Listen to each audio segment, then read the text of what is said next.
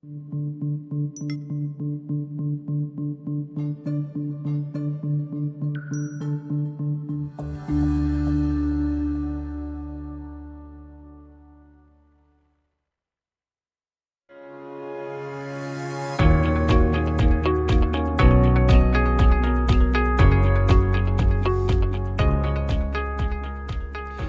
to CEO Money. I'm Michael Yorba. Thanks for joining with us.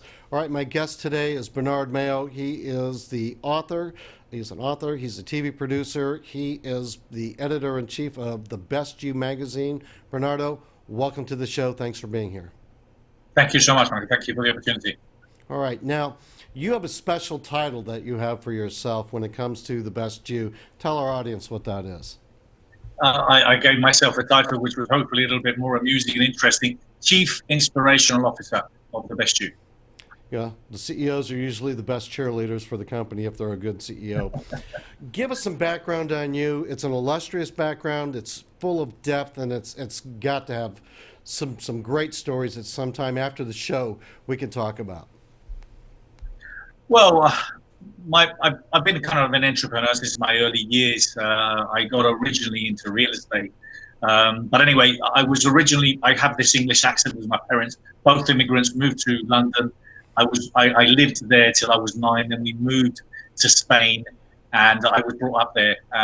My background as an entrepreneur was pretty much real estate all my life, many different aspects of real estate: timeshare, property development, selling international properties.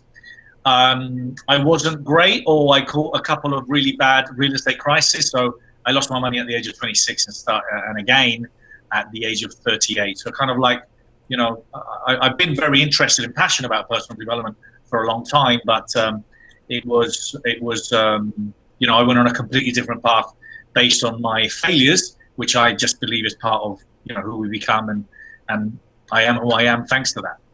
Now, your workshops and your speaking engagements, they reach audiences well over 100,000. Give us some inside look of how people find their true purpose.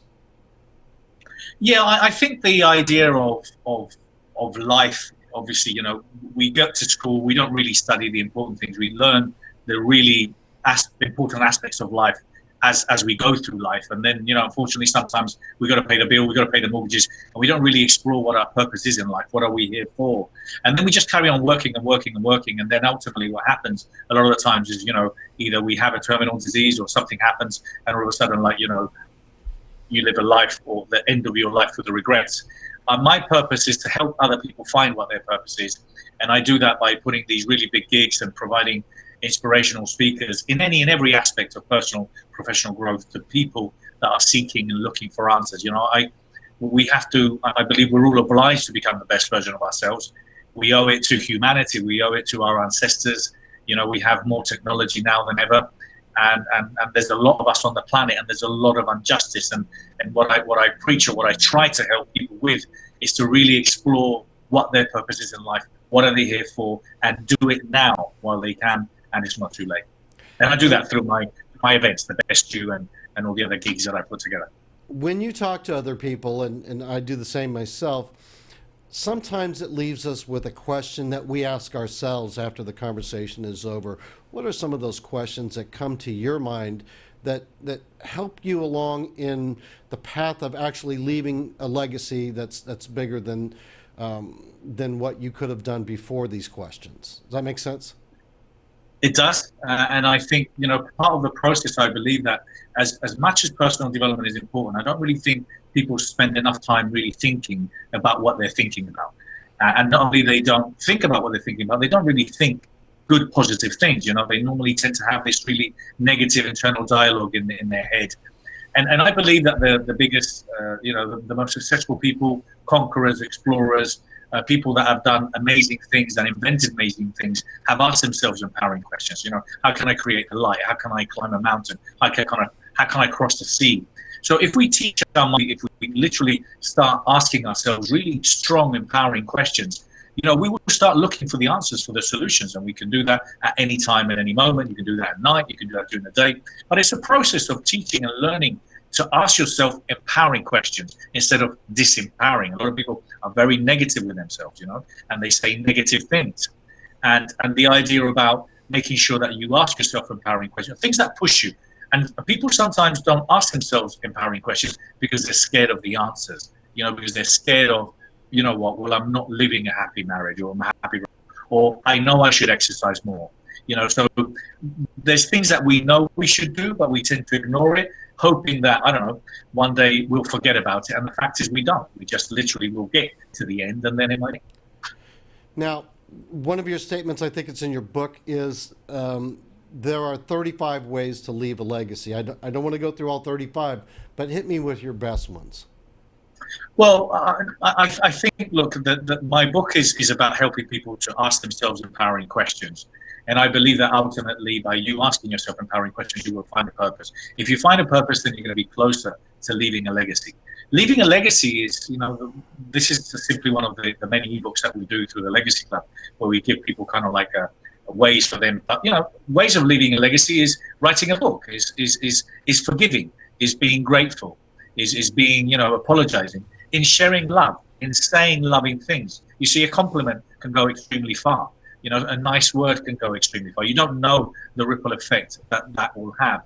So leaving a legacy is about saying the right things, doing the right things, but it mainly is around love. I've become a great user of the word love recently within personal development, because I think it is really the missing link.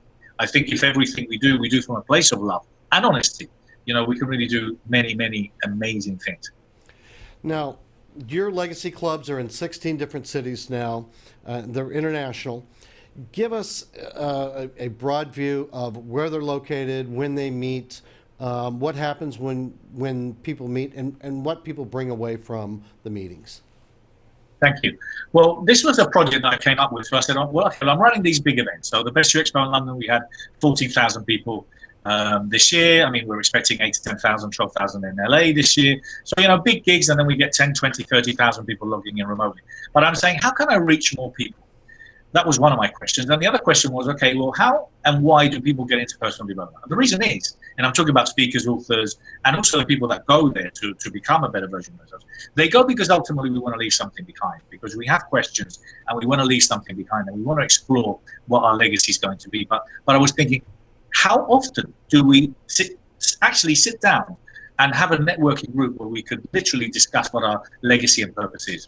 And that's what we do, So I came up with this idea, this concept, and now I have these cities all over the world running this same format of a meeting where we network, we talk business, we discuss and support and help each other, we give each other advice, we give each other support. But I bring speakers, and the speakers that I'll come and attend are only speakers that are there to help you because they've created charities, causes. They're doing things that are really tremendously inspiring. There's no one there to sell to you.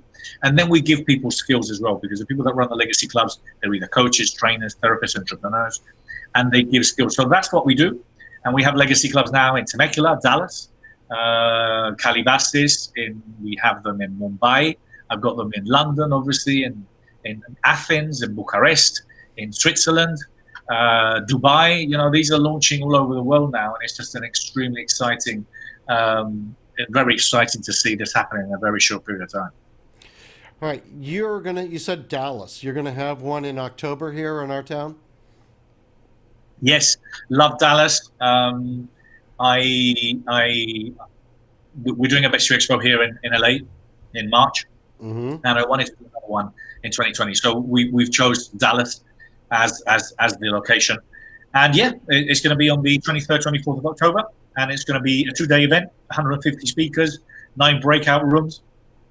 It's our first one there, but we're quite confident that we should get anything between 3,000 to 6,000 people throughout the 2 days, and it's just great opportunities to meet some fantastic Texans. I love the Texans, I love the States.